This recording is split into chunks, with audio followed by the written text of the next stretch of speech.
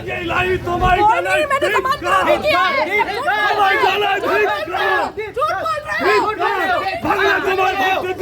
दोस्तों, आप जैसे देख रहे हैं नाज़िया इलाही खान को आज गार्डन रिच की पुलिस ने गिरफ्तार कर लिया था और इनको अलीपुर कोर्ट में आज पेश भी किया गया। आइए हम आपको पूरी बात बताते हैं कि ये नाज़िया इलाही खान जो बीजेपी के मेंबर हैं, बीजेपी के नेता हैं, हमेशा मुसलमानों को उल्टा सीधे नाम से पुकारा करती थी, उनके ऊपर हर तरह का इल्ज़ाम लगाया करती थी। अभी कुछ दिन पहले ही एक यूट्यूब चैनल पे इन्होंने हुज़ूर पाक सल्लल्लाहु अलैहि वसल्लम के ऊपर नाज़ेबा अल्फाज का इस्तेमाल किया था। इनको नोटिस भी भेजा गया, पुलिस की तरफ सम्मन भी किया गया था, लेकिन कोई जवाब नहीं दिया गया। इनके खिलाफ़ कई थानों में, लगभग 10 थानों में इनके खिलाफ़ FIR दर्ज हुआ है और बंगाल के कई हिस्सों में जो है इनके खिलाफ जो है GD भी दिया गया। इसी का लेके गार्डन रिच पुलिस ने आज इनको गिरफ्तार किया। नूर महाविश जो है 9 अगस्त को गार्डन रिच में कंप्लेंट की थी, उसी कंप्लेंट के बेस पे आज जो है नाज़िया इलाही खान को गिरफ्तार करने के बाद जो है इनको कोर्ट में पेश किया गया। इनके लॉयर्स और बहुत सारे लोग बचे थे और वहाँ पे नारेबाजी भी हो रही थी। नाज़िया इलाही खान के बारे में लोग आपको देख सकेंगे बहुत प्रोटेस्ट कर रहे थे, क्योंकि उन्होंने हुज़ूर पाक सल्लल्लाहु अलैहि वसल्लम के खिलाफ नाज़ेबा ज़बान का इस्तेमाल किया था। इसी का लेके यहाँ पे लॉयर्स वगैरह भी काफ़ी देर हुआ और इनको आज ज़मानत भी मिल गई। आइए हम आपको दिखाते हैं, पूरी बात बताते हैं, पूरी वीडियो के माध्यम से सुनाते हैं इनके लॉयर और लोगों ने क्या कहा। मैं मोहम्मद जावेद खान। जो क्या वो सही लग रहा है? पहली कंप्लेन 9 अगस्त के आसपास फ़ाइल की थी मैंने, और उसके बाद कंस्टेंट जो है उन्होंने हेट स्पीचेस दी हैं। उसके बाद एक सप्लीमेंट्री कंप्लेन भी फ़ाइल की गई थी। वीडियो एविडेंस वगैरह, ट्वीट्स के स्क्रीनशॉट, सारी चीज़ें जो है वो एविडेंस कोर्ट में जमा की गई। और उसके बाद जो है जिस तरीके से मुस्लिम कम्युनिटी को उन्होंने डिह्यूमनाइज़ किया है, जिस तरीके से अभी एक और बात बीच में उठी थी कि मटिया ब्रिज गार्डन रीच के लोग जो हैं वो राक्षस हैं, तो इतनी सारी चीज़ों के बाद भी बेल ग्रांट हो जाना, ये अपने आप में ऐसा लग रहा है जैसे as a Muslim community, as a women from Muslim community, I feel like I have been dehumanized again. एक बार तो जो सारी चीज़ें हुई, मुस्लिम औरतों के बारे में बोला गया कि ज़्यादा बच्चे पैदा करते हैं, एक नैरेटिव सेट किया गया, हुज़ूर सल्लल्लाहु अलैहि वसल्लम की शान में गुस्ताखी की गई, और उसके बाद फिर इस तरीके से इंटरिम बेल मिल जाना, I feel like we have been dehumanized by the system again. तो क्या लग रहा है इस तरह की जो नाज़िया इलाही खान हमेशा से विवादित वो बयान में घिरी रहती है, बहुत सारे कंट्रोवर्सीज आते हैं, उनके पहले भी बहुत सारे केसेस, एक केस का खुद हवाला दिया गया कि गिरीश पार्क थाने में उनका जो है एक केस चल रहा है, उसके बावजूद भी कहीं नहीं लगता कि ये किस ग्राउंड पे दिया गया है ये बेल? देखिए 7 जगह से FIR हुई है। पूरे स्टेट के जो मुसलमान हैं, हुज़ूर सल्लल्लाहु अलैहि वसल्लम is blood line for all the Muslims around the globe. पूरी दुनिया के लिए जो है हुज़ूर सल्लल्लाहु अलैहि वसल्लम ब्लड लाइन है। लेकिन फिर भी बंगाल के मुसलमान जो है वो केस करके सिस्टम पर भरोसा कर रहे थे कि सिस्टम जो है वो कार्रवाई करेगा। 1-1.5 महीने से कंस्टेंट जो है वो कोर्ट के इंतज़ार में थे हम कि कोर्ट क्या फ़ैसला करता है इस पे आगे। और एक बहुत बेसिक चीज़ है कि CGM में जब कोई भी नॉर्मल केस भी जाता है तो पुलिस कस्टडी दी जाती है, बट इस केस में ना देना बहुत बड़ा सवाल अपने आप में ही है ये।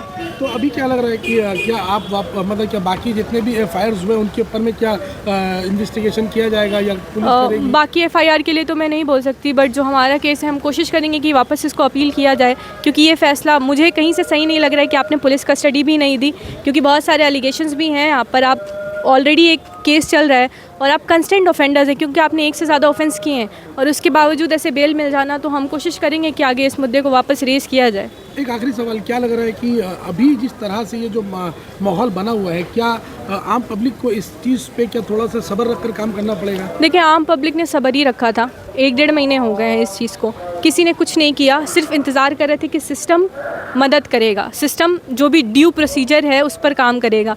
लेकिन इस प्रोसेस में आके मुझे ऐसा लगता है कि पब्लिक अभी भी यही करेगी कि लॉ एंड सिस्टम से उम्मीद रखेगी, लेकिन लॉ एंड सिस्टम को, पब्लिक को ऐसे निराश नहीं करना चाहिए। बस यही। आगे का क्या प्रोसेस है? आप लोग क्या आप लोग बिल कैंसिलेशन अप्लाई करेंगे अगर ज़रूरत पड़ा तो? जी बिल्कुल बिल्कुल।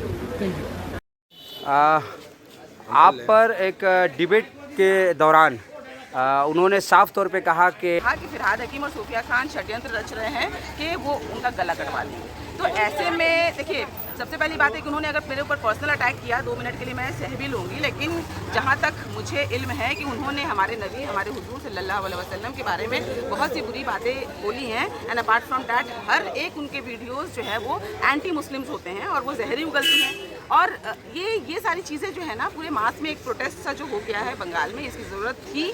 क्योंकि देखिए, आप भले हमें कुछ कह दीजिए, मुसलमानों को फिर भी हम सह लेंगे, लेकिन नबी के बारे में मुझे नहीं लगता कि कोई भी मुसलमान, कोई भी गैरतमंद मुसलमान इस चीज़ को सहेगा या इसको टॉलरेट करेगा। तो ऑब्वियसली वो जो उनके साथ हो रहा है, she is facing her consequences. May be वो कुछ दिन में छूट जाएं और फिर से एक टीआरपी लेना शुरू कर दें, बट मैं फिर से एक बार लोगों से अपील ज़रूर करूँगी कि इस प्रोटेस्ट को आप रुकने मत दीजिए। और जो लोग भी, ये एक मिसाल होना चाहिए कि जो लोग भी हमारे नबी के बारे में, हमारे कौम के बारे में डिफेम करेंगे just because of their personal gain या पर्सनल टीआरपी के लिए, वो हम मुसलमान जो है, हम जो इस्लाम के मानने वाले हैं, वो दुनिया के किसी कोने में हो, हम नहीं सहेंगे। अच्छा। राम रहीम के बारे में बोल रहे हैं, क्यों नहीं उन्हें हाथरास के बारे में मुंह खोला, क्यों नहीं वो जब बिल्किस बानो को, रेपिस्ट को जो है वो फूल मारा था, भाजपा वालों ने किया, तब क्यों वो क्यों नहीं बोली? मणिपुर पर भी वो चुप रही। अभी हाल में खान पान को लेके आपने देखा किस तरीके से ट्रेन में एक बुजुर्ग को मारा गया, एक छोटे बच्चे को स्कूल से सस्पेंड कर दिया गया उसके खान पान की वजह से, क्योंकि वो नॉनवेज लाता था। साबिर नाम के एक व्यक्ति थे, उनको मारा गया। वक्फ बोर्ड, उसके खिलाफ भी उन्होंने एंटी ही बोला है। तो पूरी तरीके से वो सिर्फ मुसलमान नाम है उनका, लेकिन मुझे इससे फ़र्क नहीं पड़ता कि वो मुस्लिम है, हिंदू है। इनफैक्ट किसी भी नागरिक को किसी धर्म पर, वो हिंदू हो, वो क्रिश्चियन हो, किसी भी धर्म को अटैक करने का कोई हक नहीं होता। वो किसी भी मुस्लिम को हिंदू के बारे में गलत बोलने का हक नहीं है, और किसी भी इंसान को मुसलमान के बारे में भी बोलने का कोई हक नहीं है। तो नाज़िया इलाही उनमें से ही है। उनका धर्म क्या वो मैं नहीं जानती, वो जिस भी धर्म को बिलोंग करें, लेकिन किसी को भी वो डिफेम नहीं कर सकती बिना वजह। उनके खिलाफ डिमांड हम यही करेंगे कि ऐसे सिर्फ बात नाज़िया इलाही की नहीं है, इनके सिवा भी जो लोग, इनके जैसे जो लोग भी, वो भाजपा के लोग हों या आम कोई भी लोग हो, जो लोग इस्लाम को या किसी भी तौहीन करेंगे, या इस्लाम के निगेटिव चीज़ों को उजागर करेंगे और उसको तड़ोड़ मड़ोड़ कर फैक्ट को, आजकल देखिए इंटरनेट का है, लेकिन इसका मतलब नहीं है कि वो मुसलमान, इस्लाम ने बोला है उसको ऐसा करने के लिए। अगर कोई हिंदू ऐसा करता है तो वो हिंदुइज्म में नहीं लिखा गया है कि आप गलत काम कीजिए। तो एक इंसान खुद गलत होता है, लेकिन ये जो इनके जो बयानात होते हैं वो सिर्फ ये दिखाती हैं कि मुसलमान रेपिस्ट है, मुसलमान टेररिस्ट है, मुसलमान के मौलाना जो है वो लोग गलत बात बोलते हैं, मदरसा में गलत काम होता है। तो नाज़िया इलाही खान, ये चीज़ आप बंद कीजिए, और आपको जहाँ पहुँचना था हम लोगों ने पहुँचा दिया है, और इंशाअल्लाह ताला आप वहीं पर रहिएगा। और आप जैसे जितने भी लोग इस्लाम के खिलाफ बोलेंगे और इस्लाम के आगे आएंगे, आप जैसे लोगों को जो है, हम जैसे मुसलमान जो है बिल्कुल नहीं छोड़ेंगे। दिया गया है किस ग्राउंड पे? देखिए, कहीं ना कहीं जुडिशरी पे भरोसा है, लेकिन जिस भरोसे के तहत आज लंबी सुनवाई हुई दोनों पक्षों के तहत, और जो प्रोसिक्यूशन है उन्होंने भी बहुत ऑब्जेक्शन दिया था।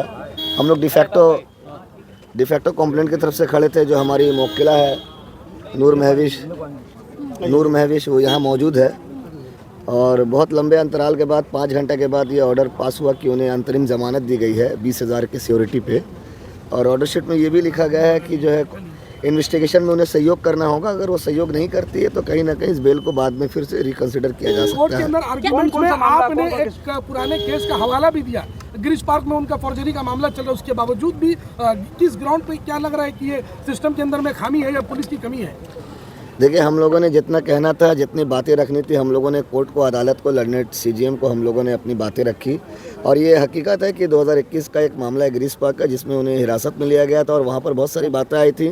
फेक वकला के हिसाब से भी बातें आई थी, फेक एडवोकेट की भी बातें आई थी, और दिन ब दिन उनके जो बयानें आ रही हैं अलग अलग सोशल मीडिया पोर्टल पे या मेन स्ट्रीम मीडिया पे, कहीं ना कहीं ये बयान एक विवादित बयान है। इसी वजह से जो हमारी मुवक्किला है उन्होंने एक कंप्लेन दिया था, जिसके तहत गार्डन रिच थाने में जो एफआईआर ट्रीट की गई थी, और उस एफआईआर के बनिस्बत गार्डन रिच थाने ने आज सुबह उन्हें हिरासत में लिया था। किस सेक्शन के तहत इनको जो अरेस्ट? देखिए, इन्हें डेरोगेटरी रिमार्क्स के तहत जो बीएनएस में नया सेक्शन आया है 196, पुरानी 295 आईपीसी के तहत जो धाराएं थे उनके तहत इन्हें हिरासत में ली गई थी। कहीं ना कहीं कोर्ट जो है सभी चीज़ों की गंभीरता को देखने के बाद 5 घंटे के बाद ऑर्डर रिजर्व करके ये ऑर्डर अभी पास किया है। 10 मिनट पहले की बात है ये, और बहुत तकलीफ़ की बात है कि जो हमारे रसूल हैं प्रोफेट मोहम्मद सल्लल्लाहु अलैहि वसल्लम पीस बी अपॉन हिम, उनके ख़िलाफ़ इन्होंने विवादित बयान दिया था, जिससे पूरे कलकत्ता और मगरबी बंगाल नहीं बल्कि हिंदुस्तान के लोगों के दिलों में चोट पहुंची है। कोई भी हो, चाहे वो हिंदू हो या मुसलमान हो, किसी भी धार्मिक विषय को लेकर किसी को चोट या ठेस नहीं पहुंचा सकता है। संवैधानिक अधिकार का ये मतलब नहीं होता कि आप किसी को कुछ भी बोल दें, खास करके धर्म से रिलेटेड।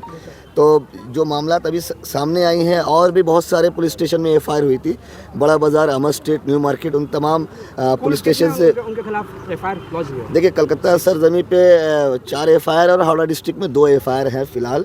और मुझे अभी भी भरोसा है कि जो इन्वेस्टिगेटिंग एजेंसी कहीं ना कहीं उन्हें फिर से हिरासत में लेंगे और पूछताछ चलेगी। ये तो अभी शुरुआत है। उम्मीद है कि अल्लाह सर डिफेंस वकील का ये कहना था कि वो सेफ फील नहीं कर रही हैं कि उनके कोई और स्टेशन में जाके उनके संग में इन्वेस्टिगेशन किया जाए। ये डिफेंस वकील का कहना है, हम लोगों ने ये आर्गूमेंट सुना था, क्या कहेंगे इस बारे में? देखिए, सेफ का जहाँ तक सवाल है, हमारे देश में जो मौजूदा हालात है और अलग अलग राज्यों में जिस तरीके से घटनाएं हो रही हैं, ये अपने सोच के ऊपर, अपने सुझाव के ऊपर है कि लोग अपने आप को सेफ कैसे फील कर सकते हैं। लेकिन इनका जो मामला है, आए दिन किसी न किसी सोशल मीडिया प्लेटफॉर्म पे हो या मेन स्ट्रीम मीडिया पे हो, ये विवादित बयान देती आ रही हैं। और कहीं ना कहीं ये क्योंकि केंद्रीय सरकार से जुड़ी हुई हैं, अपने आप को ये जाहिर करती हैं, तो मुझे लगता है कि एक इस पर कोई असर भी हो सकता है। और ये